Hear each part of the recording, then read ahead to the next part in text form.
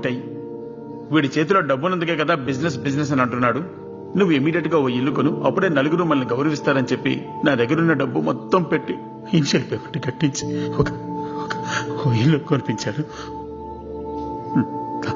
తర్వాత 20 సంవత్సరాలు నా సంపాదన మొత్తం దానికి సరిపోతుంది. మేము ఏదైనా ఖర్చు పెట్టుకోవాలనుకున్నా కూడా ఆలోచించి ఖర్చు చేయాల్సి వస్తుంది. ఇప్పుడు ఉద్యోగం లేదు, వెతుక్కోవాలని ఇంట్రెస్ట్ లేదు. ఏదైనా బిజినెస్ చేద్దామని బ్యాగ్ ఆడితే ఎవరు ఇవ్వనంటున్నారు. 2 months గా ఈఎంఐ కట్టలేదు. ఎవరికో ఈఎంఐ కట్టడానికి ఉద్యోగం చేసినట్టు అనిపించింది. ఇప్పుడు ఏం చేయాలో బొత్తిగా అర్థం కావట్లేదు.